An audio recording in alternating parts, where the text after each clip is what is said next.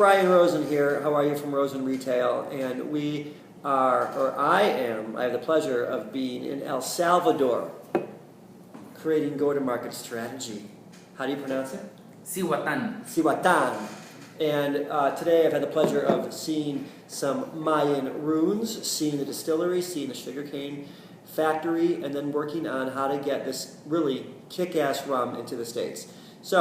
But what I want to talk about for just a few minutes is about your coffee world. And introduce yourself, please, and talk about your coffee world, because there's a real parallel going on between coffee and artisanal spirits. So I want to kind of go down that road.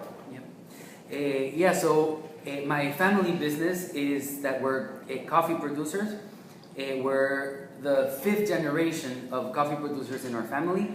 And what we do is we grow coffee in several farms in El Salvador, taking care of every single detail in the production. Then we harvest it and process it at our own sugar mill, and then we sell it to clients all over the world.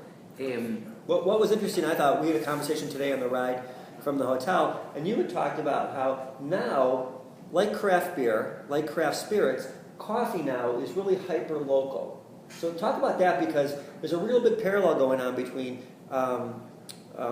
people making craft beers that are, it's an IPA on this block and it's a Pilsner on this block, or what we're talking about specifically is artisanal spirits and rum specifically. So how is coffee kind of parallel in that path? Well, very much so. In coffee, at least in the case of our company, we're not just selling coffee by origin in terms of country. We're selling it in terms of origin by farm, so we can sell you the coffee from one specific farm. And not only that, we can sell you coffee from one specific section of that farm. Right. So we've done a lot of work in terms of identifying the different characteristics in the cup profile that come from different microclimates. It's amazing. So we have a really good traceability system that keeps track of the coffee all throughout the process to be able to preserve those characteristics. And we have clients from all over the world who are actually roasters who come every year to visit us to select which of those coffees are the ones that they're going to buy that year. So when you think about what's going on in the craft beer world and the artisanal spirit world, and I talk about this all the time to my subscribers, is that there's only so many drinkers out there. So your products are just stealing drinkers from other drinkers, and coffee is the same, right? Yeah. You're stealing a coffee drinker from another coffee company. Exactly. And rum, for instance, the rum that we're making is completely artisanal and sourced, bottled, and shipped from the exact same location. And I don't think many spirits in any category can say that.